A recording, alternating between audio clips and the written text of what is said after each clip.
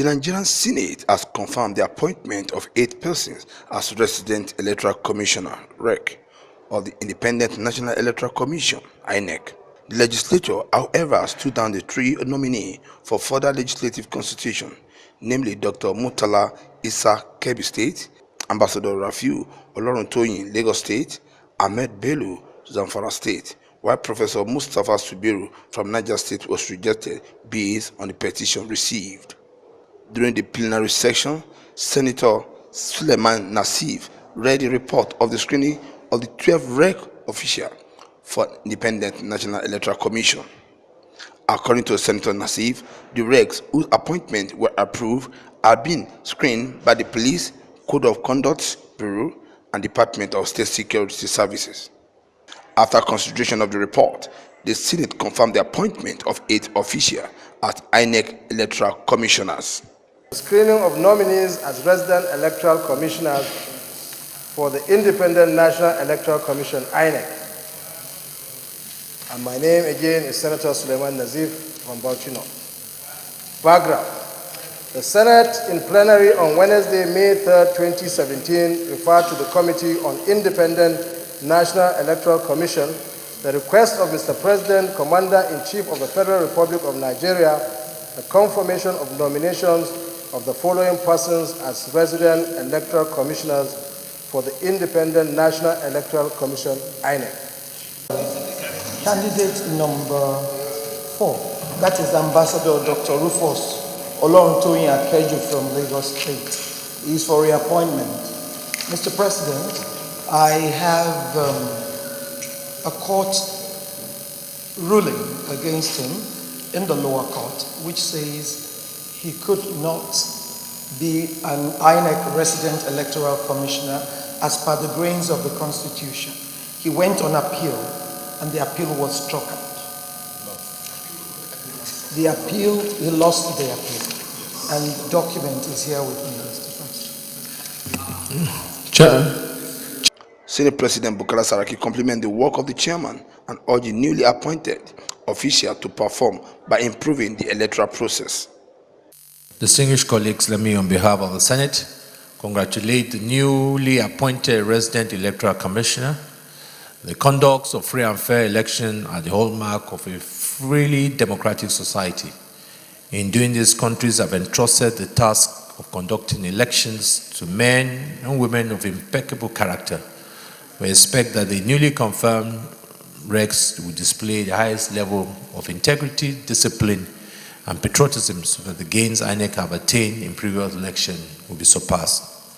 The timetable recently released by INEC for the 2019 general election is timely.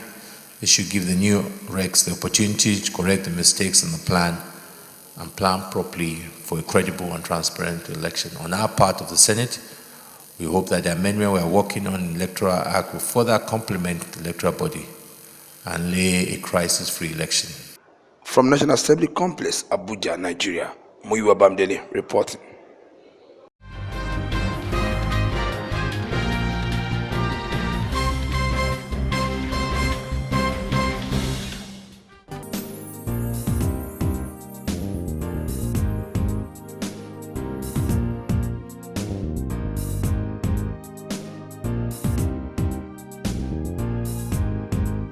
Sequel to reactions that trade the proscription of Academic Staff Union of Universities in Kogi State University, Governor Yaya Bello of Kogi State has said that he has no apologies proscribing the union. According to Yaya Bello, his government banned the union after an emergency session of the State Executive Council in Lokoja on Wednesday.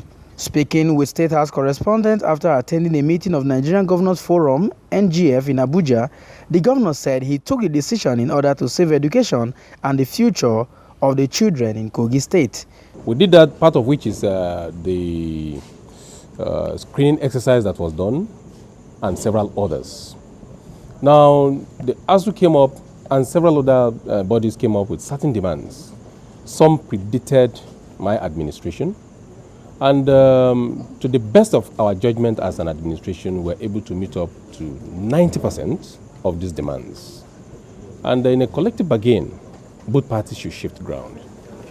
And the way and manner the ASU Kogi State University chapter was going about it is more or less like a political party that is in opposition. Apparently, there are certain forces from certain areas that are pushing. That wouldn't be my concern. But my concern particularly is certain amount of demands that were put forward, among which is the salaries, have been paid fully. And the institutions has been on strike for almost 7 months now. Now, the question is this. Government owe you 7 months. Government has paid you 7 months, among other demands. But there's one important thing, that you are owing the critical stakeholders in education that you can never pay back, which is the time of the children, the time of our young ones, the time of the students that has been wasted, that you can never give back. And I appeal to them to please return back. On or before the end of this month, we will pay all outstanding areas that is being owed them. Every other institution resumed, but KSU. And what is more amazing and very disturbing is this. In the course of interacting with them, in the presence of all stakeholders, including the Atai Gala, the acting chairman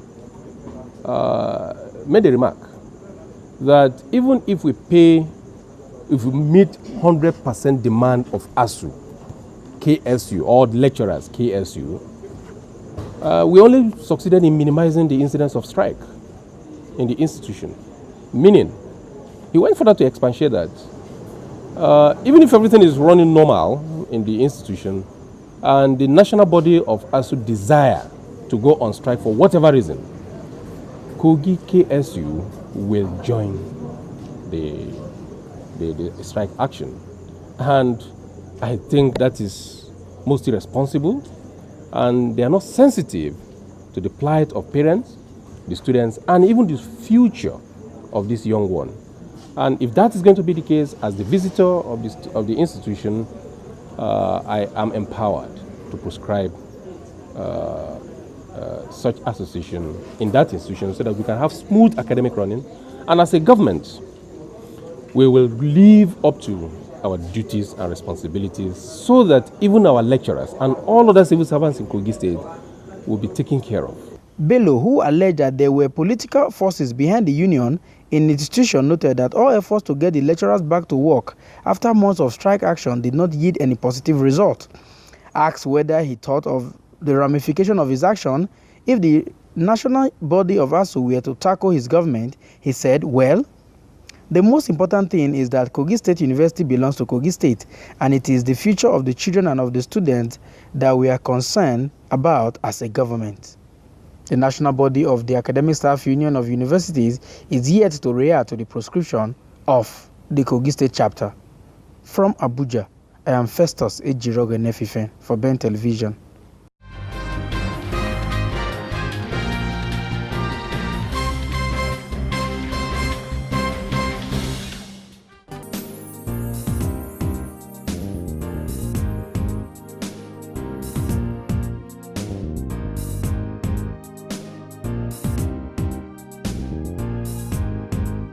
Following the suspension of Nigeria from Edmond Group, a global financial intelligence body, the Nigerian Senate has initiated steps to avert a total expulsion of the country by introducing the Nigeria Financial Intelligence Agency Autonomy Bill, which came through the first reading on the floor of the Senate. The bill seeks to establish Nigerian Financial Intelligence Agency as a central body in Nigeria responsible for receiving, requesting, analyzing, and disseminating financial and other related information to all law enforcement security agencies and other relevant authorities. Intelligence units and is the highest intergovernmental association of intelligence agencies in the world, with about 152 member countries or state parties who sit regularly for the purpose of sharing criminal intelligence and financial information bordering on money laundering, terrorism financing, proliferation of arms, corruption, financial crimes, economic crimes, and similar offenses geared towards the support of local and international investigations, prosecutions, and asset recovery. This Senate informed that the agencies that benefit from the activities of Egmont Group include the Central Bank of Nigeria, the Nigeria Customs Service, the ICPC, the EFCC, the Nigeria Immigration Service, the Federal Inland Revenue Service, the Securities and Exchange Commission, and many other relevant governmental agencies, in addition to facilitating the oversight responsibilities of the National Assembly. The Senate informed that at its July 4, 2017 meeting in China, Nigeria's Financial Intelligence Unit, the agency of the government that represents Nigeria at the meeting of the group, was suspended till January 2018 with a threat of an expulsion if Nigeria does not meet the standards. The move by the Senate is coming at the heel of the suspension of Nigeria from the World Financial Intelligence Body after it considered a motion on the dire consequence of expelling Nigeria from the Egmont Group.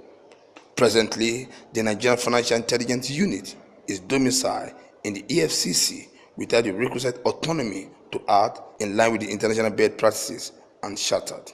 Prayer 3 urge the three line ministries of Justice, Finance, and Interior to do all within their powers to ensure that Nigeria's suspension is immediately reversed and ensure that all conditions specified by the Egmont Group are met to readmit and improve Nigeria's standing within the group while increasing their levels of cooperation and coordination to ensure that Nigeria achieves membership of the FATF. The lawmaker had alleged that the medicine of the current chairman of the EFCC has weakened the unit, leading to its current state.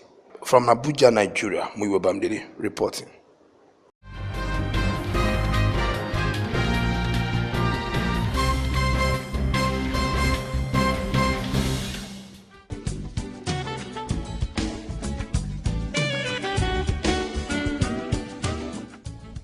Lovely place, right? Yes. What's wrong? You don't look happy. Take a look around. Why can't my hotel be like this? I knew something was wrong, but I've got solution. Solution? What? Nanit. Nanit? Nanit offers you design solutions, building plans and construction, furnishing and equipping, financing, management, audit services, and many more services for a better hospitality business.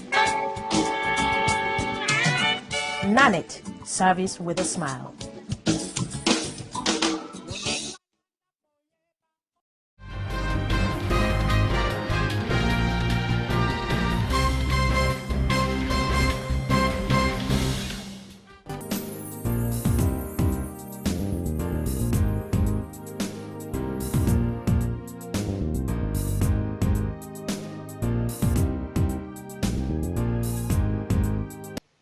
The strike action by the Staff Union of the Corporate Affairs Commission of Nigeria is affecting the revenue inflows of the Commission.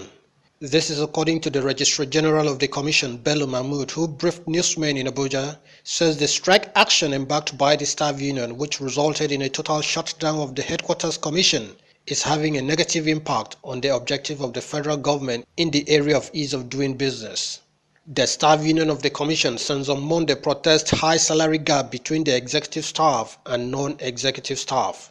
Mahmood said the problem started after a proposed pay rise in 2010 of 15% and 35% for executive and non-executive staff respectively, which the National Salaries, Income and Wages Commission altered to a flat rate of 26% for all.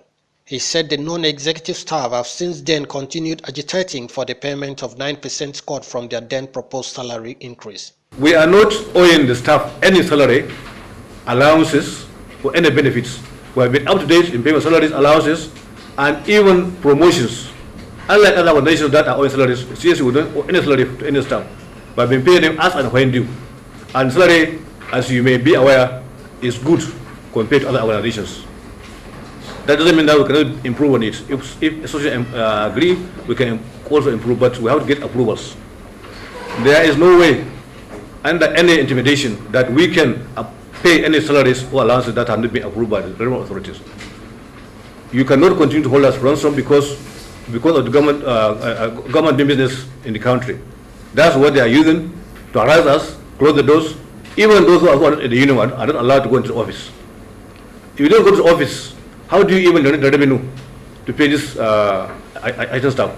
We have our staff who are very hardworking, but we have union members that are not listening. They are always misleading other members of staff to have this strike action. Even those who are in the union are not allowed to go into the office. If you don't go to the office, how do you even generate the revenue to pay this IT staff? We have our staff who are very hardworking, but we have union members that are not listening. They are always misleading other members of staff to have this strike action. And like I said before, nobody can intimidate us to pay what has not been approved by government to them. We cannot use the union to rubbish us, the CSC. And that's what I want you to know. This closure of the offices has paralyzed the operation of the commission. It has paralyzed the ease of doing business in the country. Fielding questions, the CSC boss said he had no powers to approve the demand of the workers, as the responsibility to take such decision lies on the board. He however said since the board of the commission has not been reconstituted by the federal government, he had requested for approval from the Minister of Industry, Trade and Investment, Okechukwu Enelama, which was being expected when the staff union began their strike action. We have written to the minister asking for approval to go in that area and do something for the staff. And that's what I'm not waiting for. They are very impatient on this issue. This thing, like I told you, has been going on since 2010. And we have been writing to Central Commission, all appealing for them to give us approval for this. And they continue saying no. They cannot do to us what they have not done to any other organization and government. He appealed to the union to embrace peace as it awaits ministerial approval from implementation of the agreement. Awesome Raffle, Bental Vision.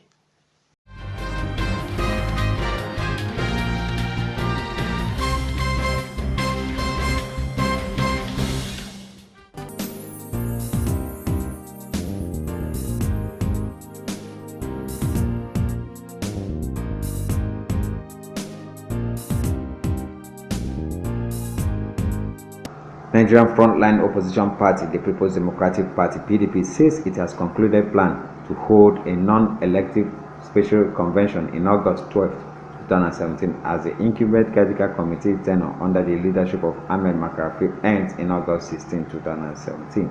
This is coming after the Supreme Court has sacked Senator Alimodu Sharif faction as the authentic chairman of the party.